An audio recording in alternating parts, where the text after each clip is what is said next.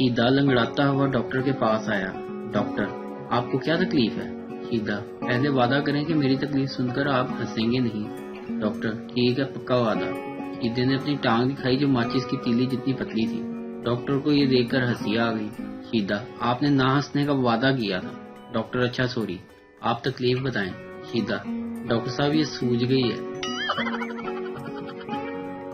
सबसे ज्यादा गुस्सा तब आता है जब आप सारे बर्तन धो चुके हों और कोई बार बार मजीद बर्तन ला कर रख दे।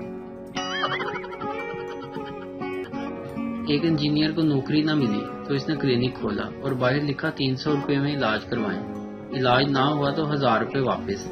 एक आदमी ने सोचा कि 1000 रुपए कमाने का अच्छा मौका है। वो क्लिनिक आया और कहा, मुझे किसी चीज का जायका महसूस नहीं होता।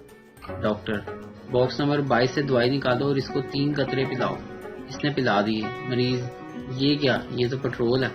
डॉक्टर, मुबारक हो, आपको जायका महसूस हो गया, लाओ 300 रुपए। मरीज को बड़ा गुस्सा आया। कुछ दिन बाद वो फिर गया तो डॉक्टर से पुराने पैसे भी वापस लेने हैं। मरीज, डॉक्टर साहब मेरी याददाश्त काम नहीं करती। डॉक्टर, बॉक्स नंबर 22 से दवाई निकालो और इसको 3 कतरे पिलाओ।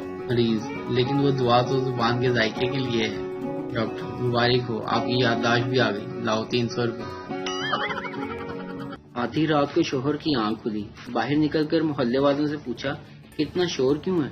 उन्होंने कहा, खबरदार रहना, मोहल्ले के पानी में वासा वालों ने गलती से दवाई की जगह जहर मिला दिया है। ये सुनकर शोहर वापस घर आ गया तो बीवी ने पूछा, सुने बाहर क्या हुआ है? शोहर, कुछ नहीं हुआ, सब खैर है, तुम पानी पियो और सो जाओ।